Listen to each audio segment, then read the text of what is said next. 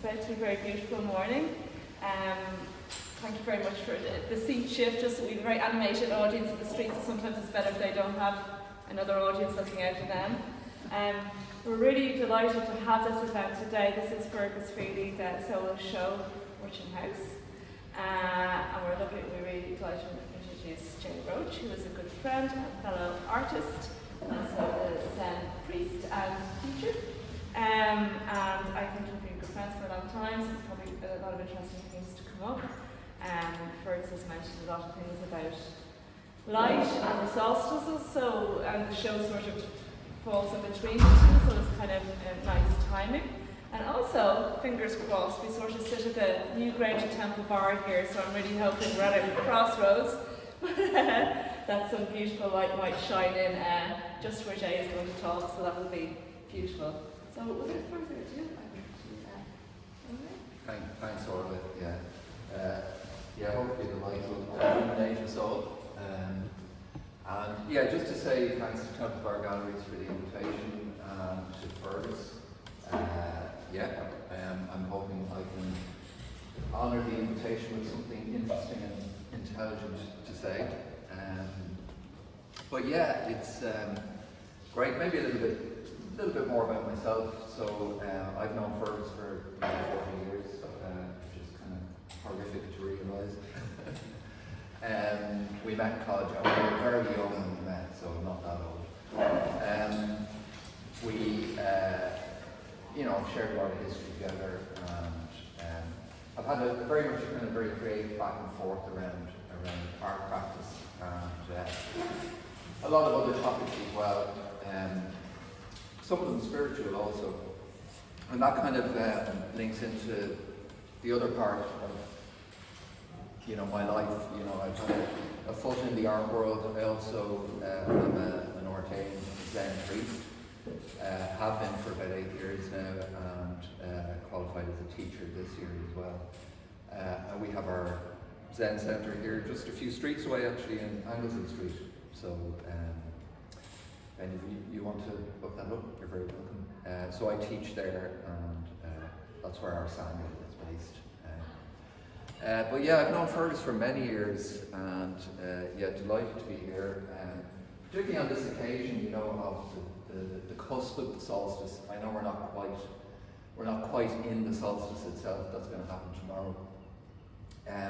But it feels very timely, particularly as it's something Fergus mentioned to me as well, coming up to the show. This idea that the show would kind of straddle, the waning and the waxing of the year.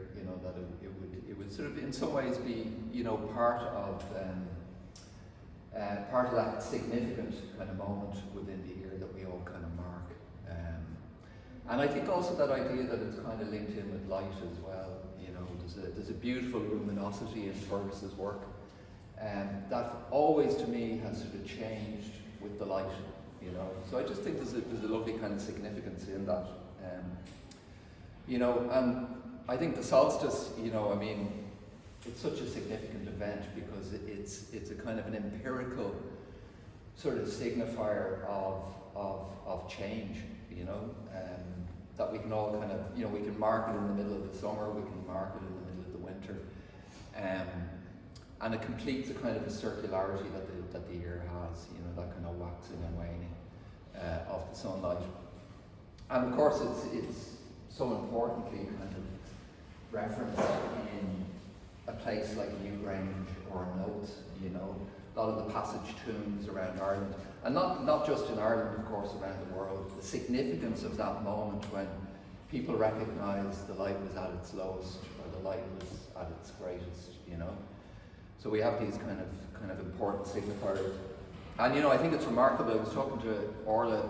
I didn't realise this, but a couple of weeks back, and we were standing in the gallery, and she was explaining to me that actually at this point in time, at this point of the year, the light comes directly through. Now, unfortunately, the clouds are just a bit too heavy at the moment, but will shine through and hit the wall over there. You can just see it actually there. She showed me a beautiful photo that she'd taken yesterday of that light coming through. So the gallery itself acts as a kind of a receptacle for this light. Whether the architects were aware of this, I'm sure they were, But it kind of echoes the use of architecture and space, going right back to those passage tombs. And there's a sort of a cultural and historical link there that I think is, for me, is really fascinating. The importance that light has in a spiritual sense, but also the importance it has for us to, in visual art, of course.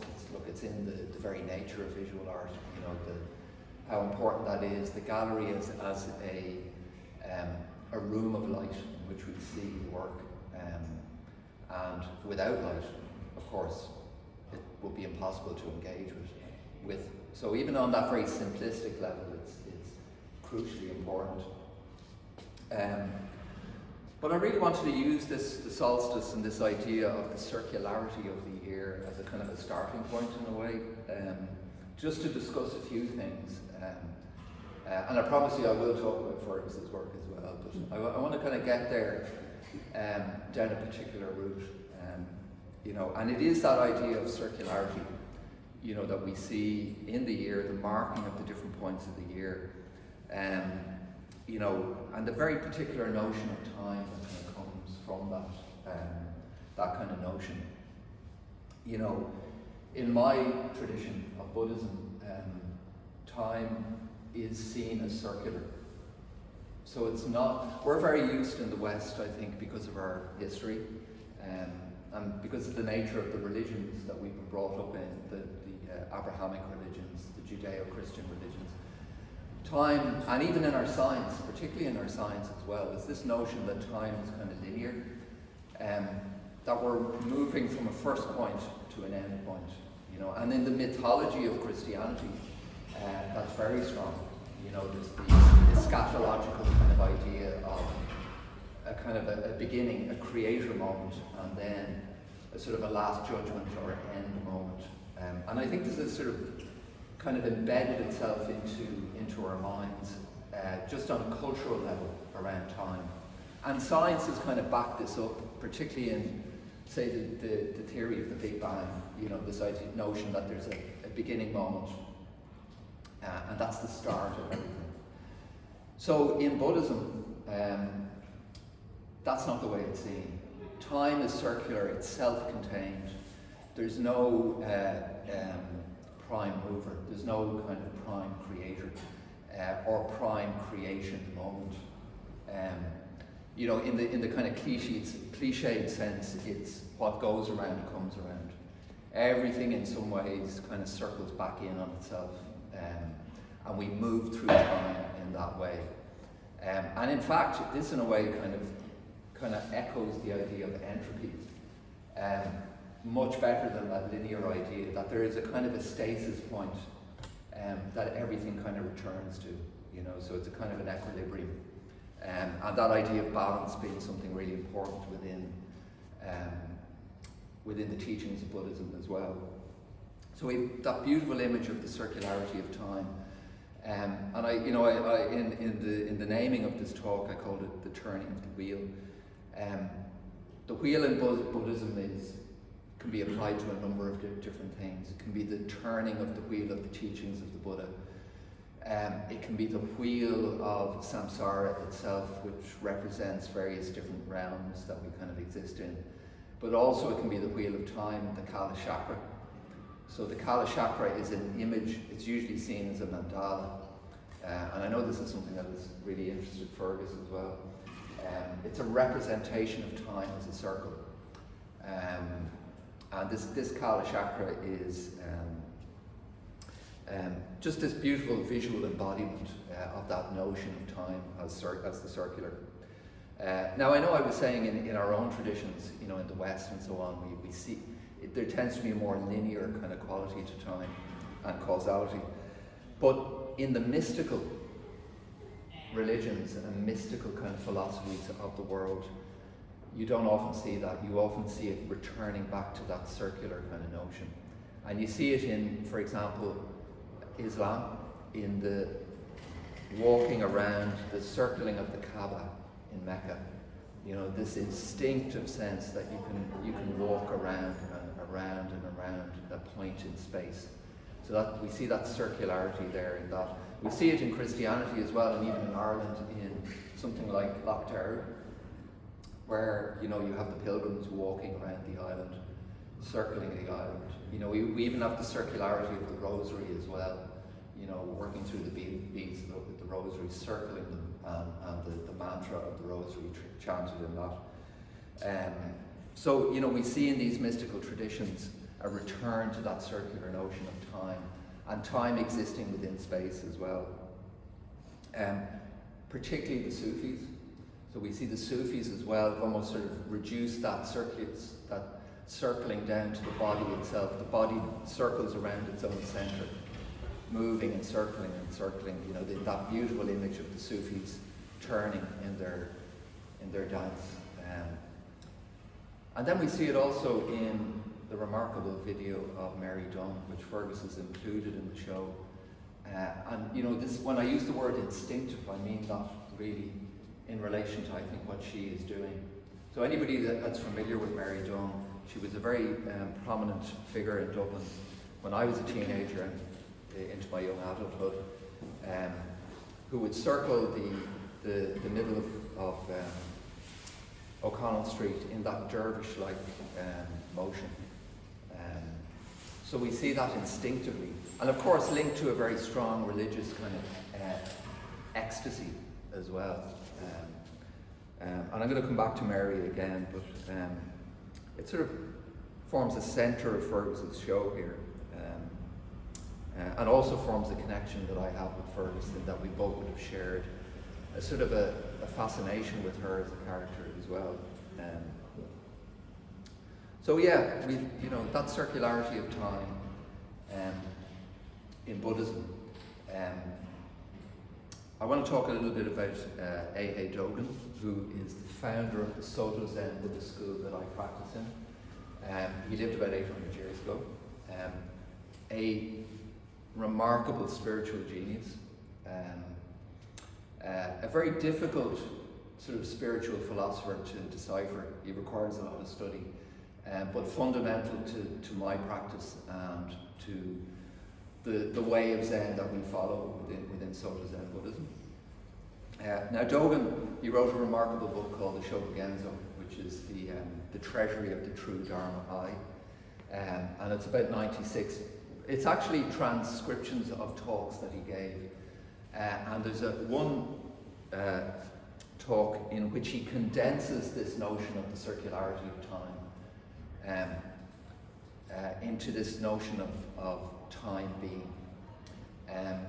The essay is called Uji. Now Uji in Japanese means time being, but it also means, because of the nature of Japanese characters, being time.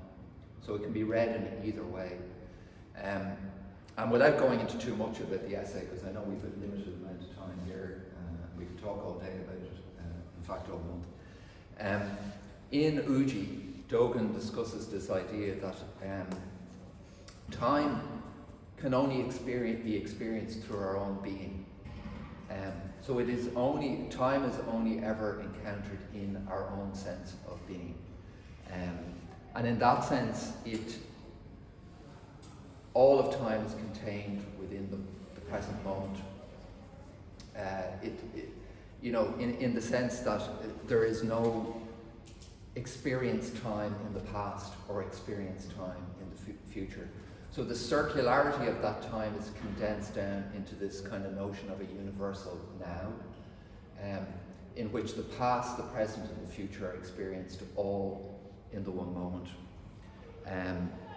So time, in a sense, is complete right now, with us sitting in here now.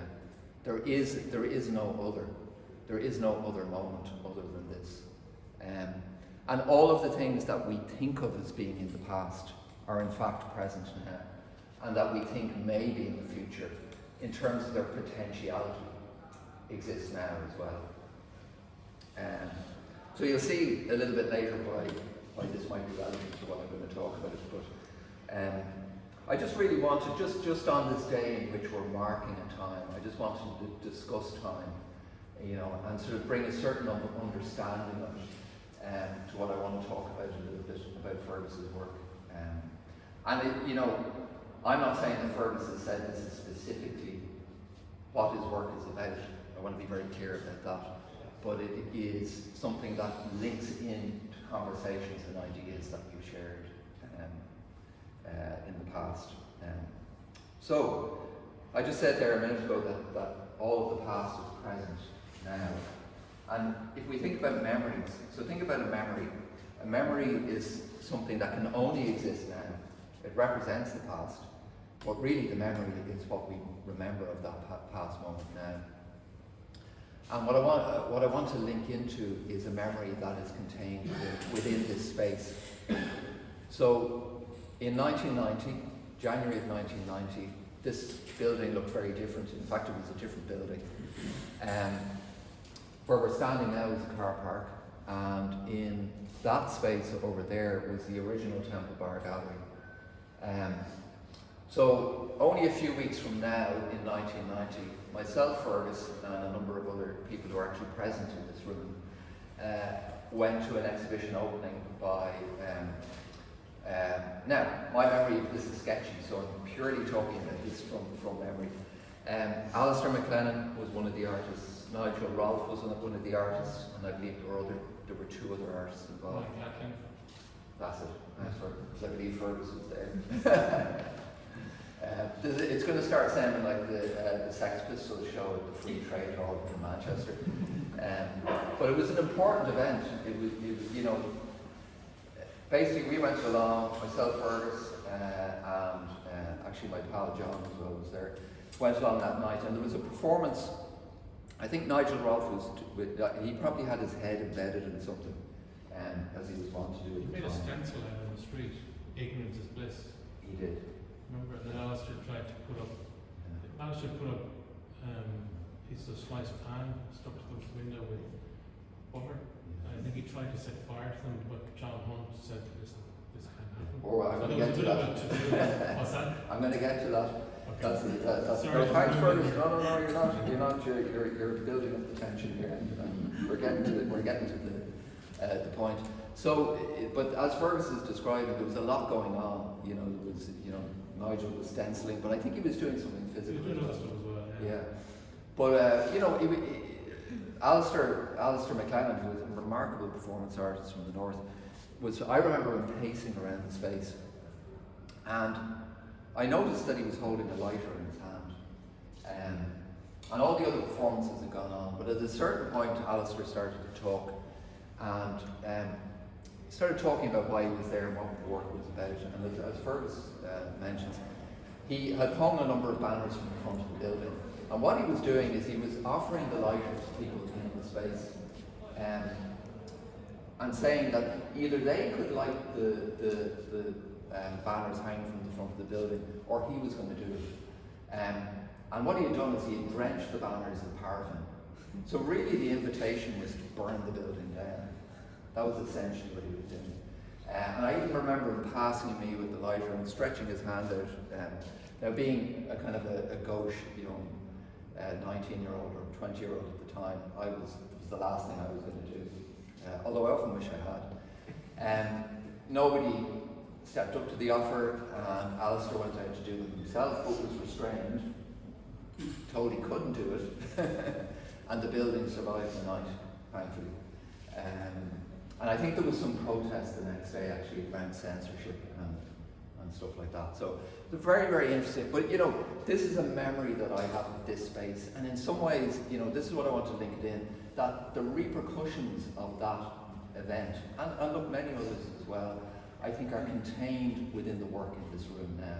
I mean, we have the history of the gallery itself, also, the kind of the cultural impact that the gallery has had over the years. That Temple Bar was staging those kind of events back then and challenging people. And also the influence that I had on myself and Fergus and many other people at the time. This idea that art could be something like a radical action, that maybe we had entered art college thinking that at the very least we might make a nice painting that somebody could hang on the wall, but that actually in a lot of ways we could go far beyond that. And it was events like that, I think, that really pushed the envelope for us and made us go back to the college, back to our work, and to see how far we might push it out. And I mention it because I think it was a really seminal moment for Fergus. And I think it's contained within his work. I think there is a kind of a sort of a radicalism in Fergus's work that isn't immediately apparent.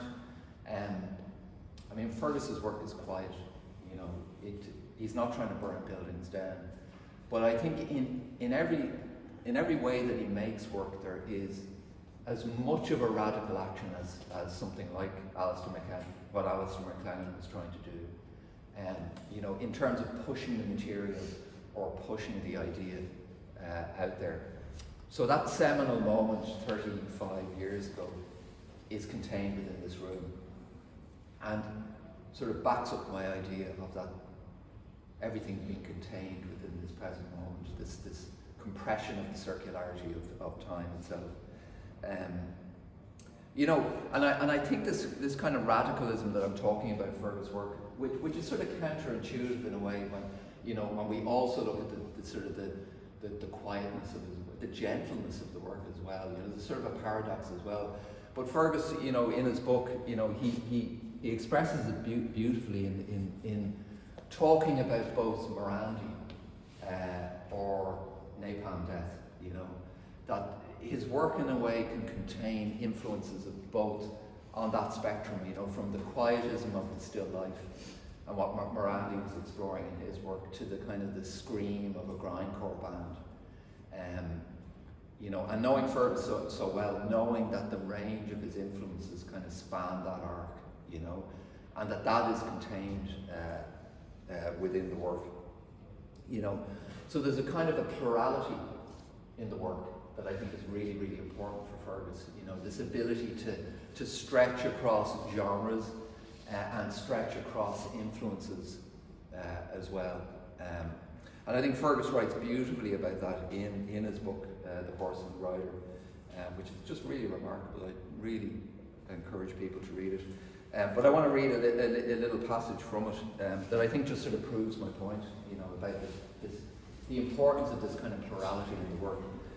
So Fergus writes, "Sitting on the grass in a city park on a warm day many years ago, I recall talking to a friend about what it would be like to have a show of maybe 10 or 8 things, all different somehow, but all intimately related, making up a whole.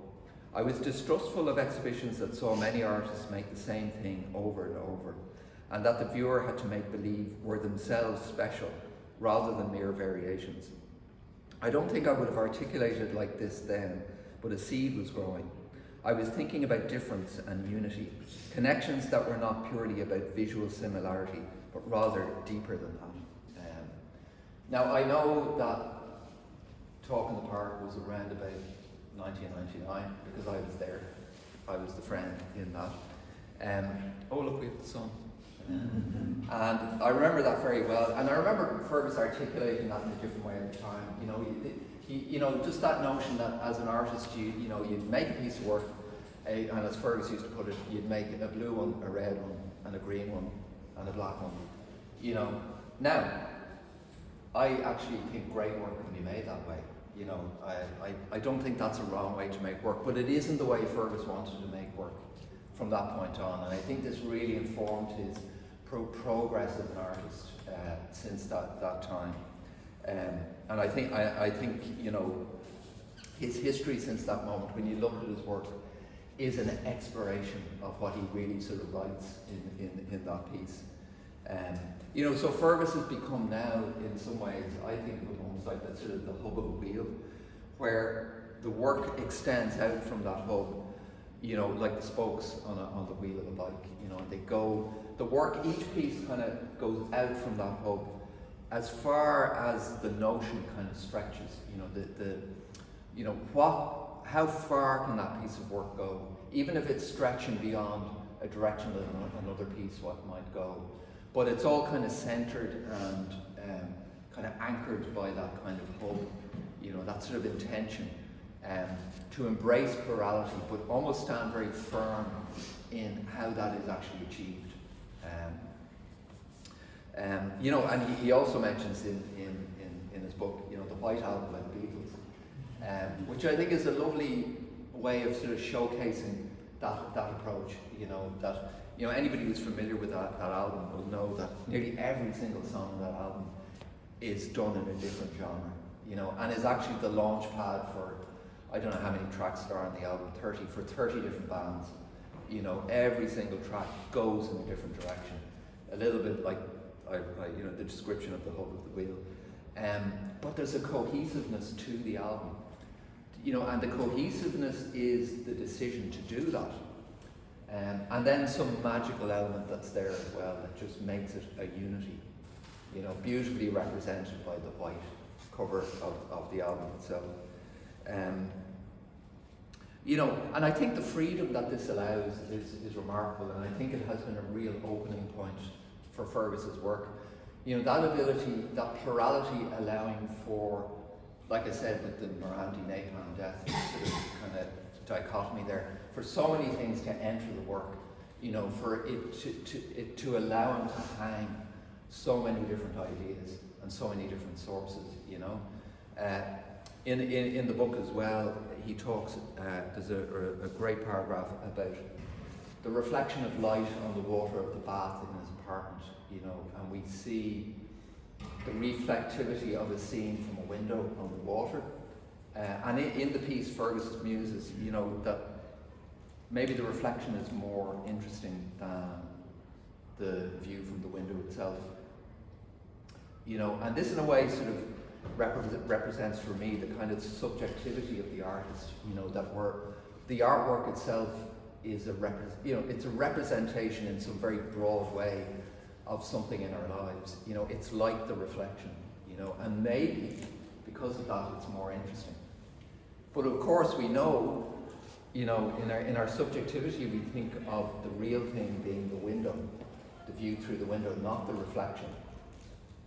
But in fact, the reflection and the real view are both just light. They're both in fact the same thing. It's just our kind of discriminating mind that makes that distinction. So again, light, coming back to light, this idea of light actually providing a unity for everything, for both the reflection and the reality of the image itself.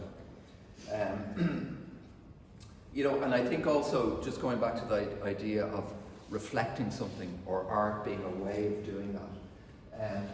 When Fergus was talking here last week, he mentioned Jasper Johns and discovering, very early on in college, a book on Johns. And the revelation that a painting could be not just a pictorial representation of something, or else something, say, decoratively abstract, but an image of an idea. In the way that Johns does so kind of very deliberately in his work, whether it's a flag or a number or a map or something like that, and playing with those ideas. I still feel it's there so strongly in Fergus's work, but in a different way. It is an image of an idea. It's almost an image sometimes of an emotive idea as well. And when I was at the opening there the other week, I was talking to a good friend, and he was pointing out that some of Fergus's paintings, and I think particularly this one and the one on the other side over there, they have the quality of an after image, or a kind of almost like a colour negative, as if the artist had been looking at or experienced something and had transposed the after image of that into the work itself. And it really made me think of that passage in the book of the reflectivity of the window on the water as well. But also this very curious way that Fergus works of sort of condensing and refining an experience, or even a visual impression of something, into something as, sort of beautiful and ambiguous as this, or any of the other pieces in the room itself. And it just really resonated for me as a way of connecting in with some of the things that he's trying to do aesthetically as well. So yeah, memory is always present. It's always there. Present in the work in that way that I've just described, that it's condensing and distilling an experience or an idea, And it's there in the present moment. The piece, the picture, the artwork is there in the present moment. I know I'm getting on here, so I will finish up soon, but I want to round this off in an elegant way. So I just want to talk a little bit more about memory, you know, and particularly in my relationship with Fergus. So, you know, so many things that we've done together, so many things that we've talked about, and the importance of friendship in that, and sharing ideas. You know, the influence we both had on each other as well. You know, and I think of moments in our relationship over the years that have been really important. One particular thing of importance has been cities. You know, like, and I know this is a very important part of this show for Fergus as well. For example, we have a habit and have over all the years that I've known of meeting up in London. It's sort of a pilgrimage in a way, you know, which will always include the Tate Gallery, the National Gallery, and usually an Indian restaurant in Soho, amongst other things. And we'll do this over the years, maybe every couple of years we'll kind of meet up and do that. And we'll wander the city, you know, often doing that thing of getting on the underground and going somewhere and coming up and going, oh, where's this? Trying to discover it. You know, in a way that the novelist Will Self has talked about London being magical, that you can kind of get off at a stop, experience a part of London that somehow feels like it never existed there before and will disappear and dissolve in memory when you leave it, you know. You know, and I think Fergus, you know, very much in the way that he talks about the mythology of Steve Moore's book about London, this idea of the city kind of being a mythological kind of environment, you know, in which you have experiences and those memories become contained and linked in with place as well. So this again is importance of time and space. And so beautifully explored in a lot of the writing in his book. You know, and I mean, just to round off that idea of memory and connection and friendship with a few kind of anecdotes, you know. So very important things will have happened to myself and Fergus in London, for example, you know, particularly shows that we've seen, you know, like seeing the Lucian Freud retrospective in 1992, you know. I remember an occasion we went and we found where Francis Bacon's studio was in London, and we stood like two fanboys outside looking up at the loft that he inhabited, you know, which is now preserved like a saint's toenail in the Hugh Lane at the moment. Fascinatingly, a space from London brought into a space in Dublin, you know. You know, I remember there was a skip outside the studio at the time, and we were rummaging through it to see if he'd cut up any of his paintings, and we could go home with a few mementos. But just memories like that, you know, which just seep into the work, you know, seep into that relationship we all have as creative people and as artists. The last anecdote I'll end with on that is. On another occasion, I remember us missing our bus to Holyhead in the days we used to get ferries, and having to spend the night in Victoria Station in London, which you all might know is not the safest place to spend the night, waiting for the 6 a.m. bus up to Holyhead, and meeting a man who had a carrier bag, and gleefully showed us its contents, which was about 50 knives. So we had to spend the night with him sitting across from us. So I know that's all very random, but it's all sort of important as well. And I believe it's all contained within Fergus's work in some kind of small way.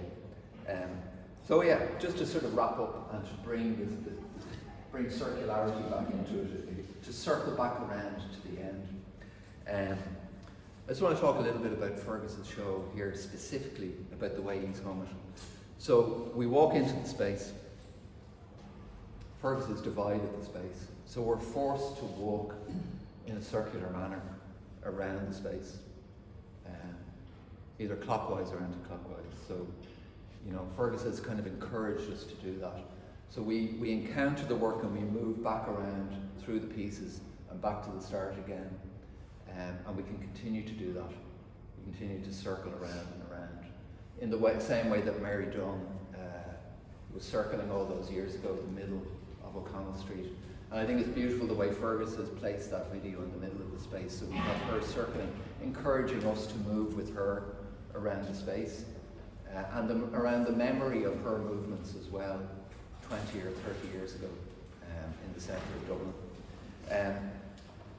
And I think Mary, being such a pivotal character at the time, we cannot but help think about the characters that make up a city, whether it's Dublin or London or Berlin, and how crucial and important they are to the culture of the city itself. And of course we think about Joyce, well I do anyway, when it comes, particularly in relation to Dublin, of course in relation to Dublin, this idea of the characters making up the city. And Mary being one of them. I'm sure Joyce would have written about her if he'd known her. And you know, thinking about Joyce and how important he is to Fergus as well, and both of us. I mean, anybody who names their son James Ulysses Feehily is a Joyce fan, you know. So I want to end with Joyce, in honour of that, in honour of our shared love of Joyce, and in honour of the fact that Joyce also embraced that idea of the circularity of time as well. Most notably in Finnegan's Wake, which I haven't read. I've read Ulysses twice, okay, just in compensation. But what I do know of Finnegan's Wake is that the starting sentence is a fragment of the end sentence of the book. So the book is completely circular. You read it around and around and around, if you were so inclined. So this circularity in Joyce's final work is represented in the construction of the work itself. So I'm going to end by just reading that last sentence, or that first sentence. And actually, just to say one thing again, Finnegan's Wake, Finnegan, the end again. You know, Finn, again and again. So we're returning and returning and returning. So Joyce writes, we start the novel. Away, alone, alast, aloved, along the river run, past Eve and Adams, from swerve of shore to bend of bay, brings us by a commodious vicus of recirculation back to Hōdo Castle and environs. Thank you.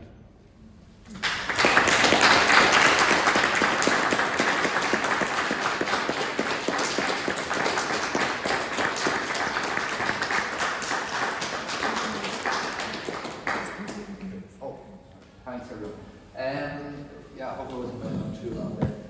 If I said to Orla, I'd suggest a couple of questions at the end, if there's anything I talked about, if anybody's curious about it, and if you don't, it's fine as well, but I don't know if anybody wants to ask anything. Yeah. I was curious, I always probably spoke about like the realms of existence, I mean during the videos and like this idea of memory. What do you mean, like, is it like existing within different time periods, or like? Not really, no. Thanks for the question. It's in Buddhism, they're kind of realms of existence, but they all exist at the same time. So if you look at the wheel of, it's kind of sometimes called the wheel of life, in which, depending on your mental state, you would exist in a certain type of world. This is real classic Buddhism, you know. So you might exist in the human realm, which is the one that we're all familiar with, or you could exist in the realm of the gods. So it's this kind of blissful realm, or you could exist in the realm of the hell realms, for example, where there's a lot of suffering, There's the realm of the animals as well, which is considered a very kind of consciously muted kind of realm. So they all exist within this reality, but they're a different way of kind of representing our experience.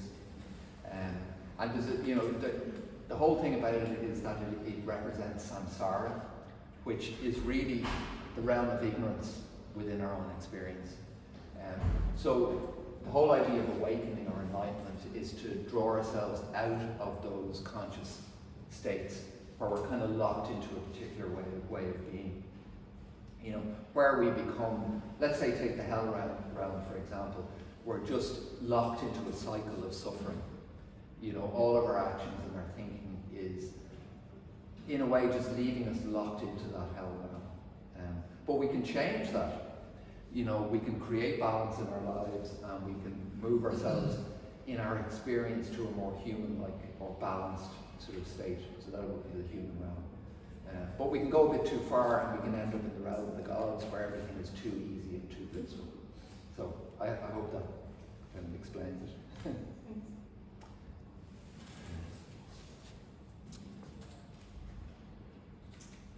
Yeah. I've looked at Fergus's work over many years, and I think in this exhibition, more so than others that I've seen, really demonstrates kind of the articulation of control. To me, Fergus is a very, very controlled painter, and that's very important to him. And it's both a kind of a balancing act between decision making and discipline, where I very consciously feel a specific moment when he chooses to mark one of his paintings, or to activate, for example, the edges. So there's this kind of almost balletic kind of action of looking at the work that where we engage as viewers. But I also feel very controlled by Fergus when I'm looking at the work. And I think that's a really interesting process to have when you're standing in front of the work. Yeah, no, I think that's brilliantly put. And I think he kind of touched on that in his talk last week. I don't know whether you were at the talk then. You know, he almost put it in a way, the way that they're putting it, that somebody was asking him, you know, did he make a lot of work and then sort of discard stuff and so on. And he countered that very much as you were describing, that actually he put it brilliantly. He said he discards a lot of time, you know, as in he waits until the right moment for the right market is there. Now, I don't know how he does this. I can't work that way myself. But I think you're very right. I think there's a lot of discipline around what he does, you know. But I also see an element of chaos as well. Like, that's what I was trying to get at, is that I do think that there's a sort of a fragmentation as well that he's working with. A lot of the work is themes brought together, you know. And again, I suppose that is a way of controlling. It's controlling disparate elements and combining them until they feel right. Or maybe it's the right moment to make the mark on it. Or as you say, activate the edges, whatever. So I would definitely concur. But I think maybe something of what you're saying, and maybe I'm giving that impression, is that it might mask a kind of a freedom that's there as well. I feel there's a lot of, and I've been in Fergus's studio, there's a lot of freedom there as well. And I think he's opened things out in a way that allows that. And that's what I was sort of trying to suggest. So, yeah. It might be worth saying, maybe just an observation, that I think the Fergus's use of the frame is indicative of that paradox. Yeah. In a way, the freedom that's contained, and the container itself is also an addition to that sort of expression. Yeah. In terms of he uses the frame as a very active element of the work. Yeah. Rather than merely a container or a way of presenting something. I totally agree. I think that's very much there. And again, it's another representation of the kind of the process that's going on in his work. You know, whether it's the frame that's used as a device to allow that, or for me, it's sometimes it's the combining of things, or the layering of things. You know, just kind of represents that sort of, you know, that creative moment in the studio. You know, you know, and I think if you could experience Fergus's studio, you'd really see that in action. As you know, I've the bonus of seeing it at work. You know, the way things are laid out and combined. You know, until the right thing is found. You know, and the frame often working as that for definite. But yeah, I mean, I think just going back to that piece that Fergus wrote about that plurality of, you know, I think a lot of Fergus's work in the 90s was actually working the other way. You know, it was and I think he realised it was brilliant work, but it was a little bit constricted by its limitations, and I think he felt very confined by that. And I think around the turn of the century, there was a liberation from that, you know. And I think if anybody wants to explore his work, say from the late 90s, you'll see that movement, you know, and a discovery of a new way of kind of creating work that I think was a real opening out moment for him. Okay, so I'm very conscious of the time, and I've ordered, you know, maybe going, when is he going to finish? Maybe would we have room for one more question? Just maybe one more. If anybody wants to throw something out there. Not so much a question, but I was just picking up on Molly's point about controlling the audience. And it was interesting how in the talk, Fergus talked about comedy and about comic timing. And there's a story in the book about somebody coming into the Douglas Hyde and thinking that there was nothing there. And the way that Fergus wrote about it, it's only about half a page, but he timed the revelation that was his own show just into the last sentence. Yeah. And it was just immaculately judged, you know. And before I got to that point, I realised, okay, from the description of the space, that's the Douglas Hyde Gallery. He didn't actually name it as that. Yeah. And I was trying to go ahead of him thinking, oh, is that the Wolfgang Glade, the Square of Holland? You know, and the woman came in also thinking there was nothing happening here. But then I actually found it really funny. Yeah. He just said, that sentence just, it was a show of my own work. Yeah. You know? And it's interesting because I thought of the Lade, then I also thought of the Tibetan monks that came in and did the Sandman in that space and spent such a long time building this thing. And there was this ritual atmosphere to it because you heard the tapping of the little steel containers that had the pigment. And it was fascinating to go in and watch that over a period of time. But then the whole notion of it, they just swept it up and threw it in the Liffey. That's right. That was fascinating. The impermanence of the piece itself. Yeah, all those things kind of link for me with Fergus's work. Well, actually, Fergus, what they were doing was they were creating the Kala Chakra that we spoke about earlier. Yeah. Thanks for bringing it up. In the gallery space, and that's the whole notion of the Kala Chakra. Is that, you know, as we know about time, is the impermanence that's embedded into it, the change, the process of change, and then the Kala Chakra, which they meticulously manufacture, is just destroyed. You know, so we're kind of confronted with that notion. There's also that non-materialist kind of sense of reality, you know, just not being able to attach yourselves to things as much. It's just the idea of nothing. Absolutely. As I understand it. No, I think you're dead right. But just and maybe to wrap up with this, just your notion of the idea of timing as well, I think is really interesting. Fergus is actually a really funny person. He's very witty, and I think that's his personality coming out. But the way you talked about it last week, the timing, in some ways links to what Molly is saying. You know that and what I was saying about the right moment or the right time being important in the work. You know, and I think that's maybe why he brought that up that week. You know, even the way he discussed snooker as well. You know, getting the right shot. You know, and waiting, like, you know, pacing around like Alex Higgins around the table until you can see where the shot needs to go, what's the right spin to put it on, and so on. You know, and I think he achieves it beautifully. So maybe we'll end it on that. Thanks again.